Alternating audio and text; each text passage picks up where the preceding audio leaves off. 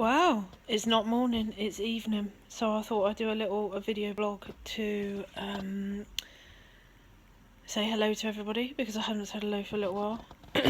And just give you a general catch up on where we're at. Excuse me sniffing, I have yet another cold. So I have literally just got back from Disneyland to Paris, and I managed it. I didn't vlog beforehand because I was too nervous about doing a vlog and condemning the whole holiday to a disaster. So by saying I'm looking forward to this or I'm looking forward to that. So instead I'm vlogging afterwards. It has been in some ways a magical experience, and in other ways the biggest test of me to date, post Tills. The kids loved it, but you expect your children to be absolute angels and join in the magical world of Disney, and they become absolute terrors, and everybody wants to do something different to each other, and they all want to pick the most expensive thing in the shop, and none of them will eat anything because it's slightly different to what you might serve at home, and it's been kind of one of those experiences.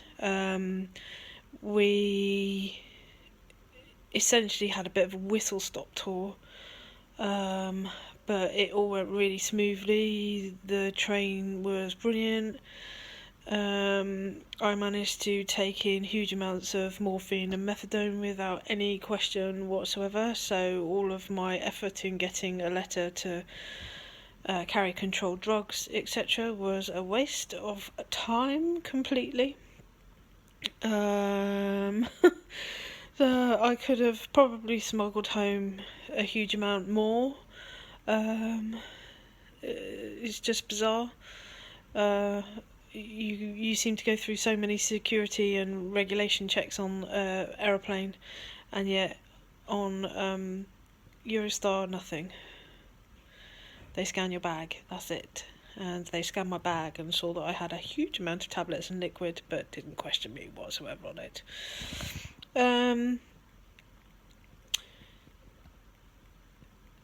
So yeah, it's been that sort of whistle-stop tour.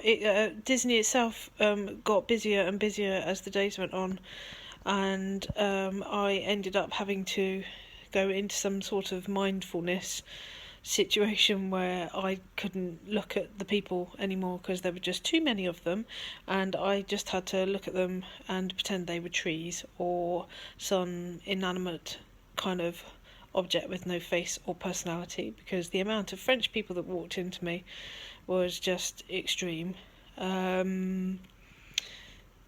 Probably there are some things that I would do differently if I ever went again, or if anybody in my situation went again, I would do things differently. So things like the disabled card, which is like a green card which gets you quicker access.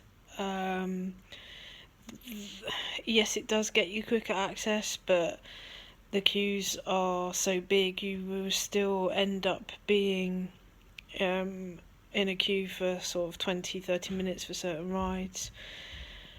Some of the rides don't accept the disabled card. The amount of distance you have to walk is incredible. And at this time of year, sitting in a wheelchair is no fun because it's so cold. So, I mean, it snowed while we were over there.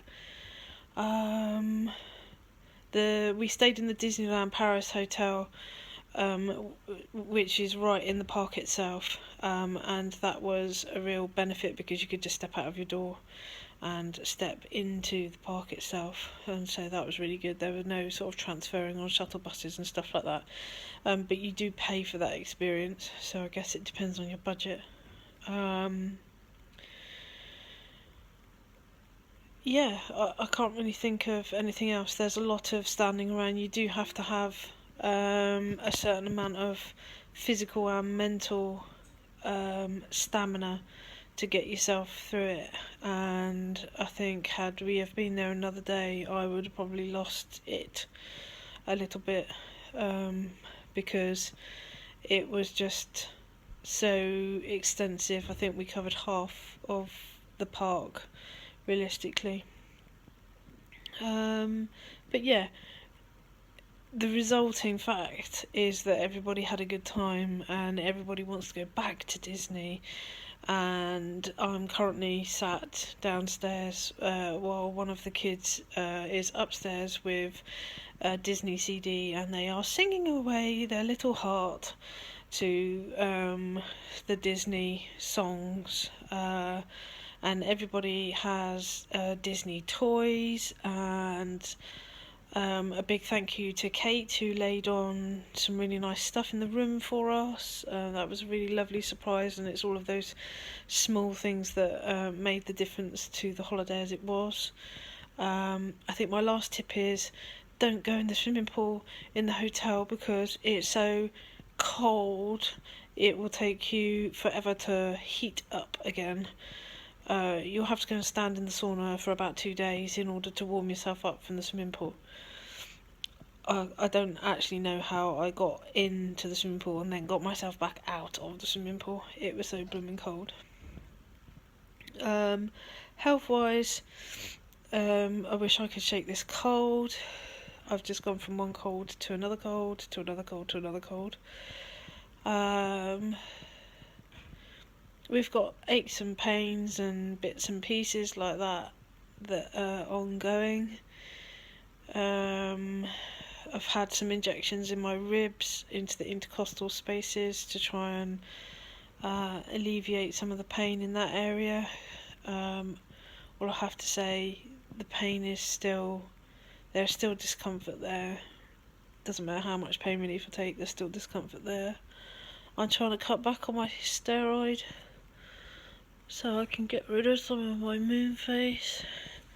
You can't really tell, but my hair is extremely curly, except for this one straight bit here. But this one straight bit here is really grey, which again you can't really tell in this light. So yeah, life goes on, and I think that's kind of what it has been. We're kind of going from day to day to day, and I don't really know where that stops and becomes week to week to week, or month to month to month, because it's difficult to understand how life develops from one stage to another stage when you know that your medicine is going to stop working at some point. It's really difficult. I find it really hard to deal with that concept.